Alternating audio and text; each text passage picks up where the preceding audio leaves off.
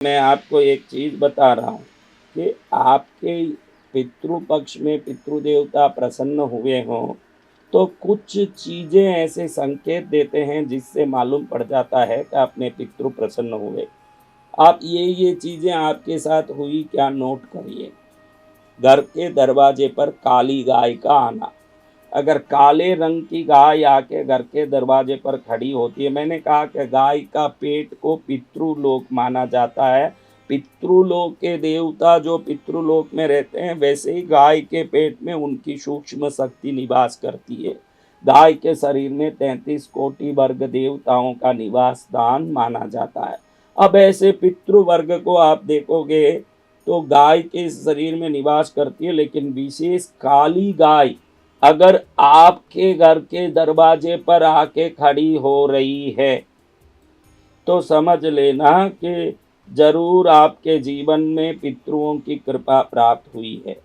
काला कौवा घर के छत पर आके बैठा हो, घर के सामने वृक्ष पर बैठा हो, घर के खिड़की पर आके बैठा हो, इस प्रकार से कौवा आके सामने बैठा हो और आवाज कर रहा हो, या काली चींटियां आपके घर में लगातार कतार बन के आई हो, आपके घर में काली चींटियों का कतार आई हो, ये सब पितरों का प्रसन्न होने का संकेत है।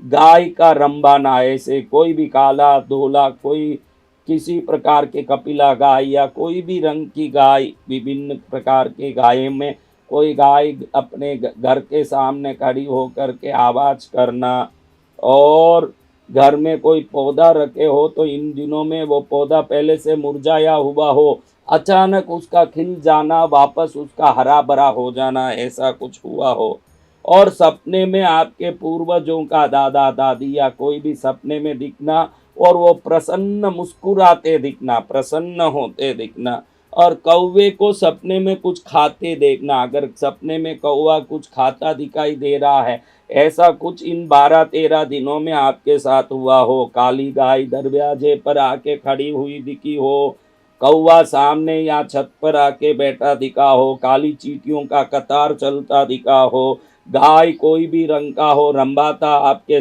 घर के सामने खड़ा हुआ हो, मुरझाए पौधों का खिलना या हरा भरा होना घर में इन 10-15 दिनों में हुआ हो, सपनों में पूर्वजों का खुश नजर आना, हंसते दिखना, सपने में उनको प्रसन्न देखना, और कौवों को भोजन करते हुए दिखाई देना, ये सभी बातें पितृ पक्ष की आपकी पितृ सेवा से, पूजा भजन से पितृओं की प्रसन्नता का दिव्य संकेत है। ऐसे आपके साथ हुआ हो तो आप अत्यंत भाग्यशाली हो। ऐसा नहीं हो, कोई संकेत मिला हो, तो भी पितृ प्रसन्न होने के हजारों प्रकार के संकेत हैं जिसको हम बोल नहीं सकते। छोटी छोटी संकेत भी दिखाई देते हैं जिससे पितृ प्रसन्नता का, कोई पद में उन्नति होना, अचानक कोई काम सिद्ध होना, शुभ समाचारों का आना, कोई न कोई प्रगति होना, नौकरी में प्रमोशन होना, विभिन्न कार्य सिद्ध होना, घर में कोई मंगल कार्य होना। ऐसे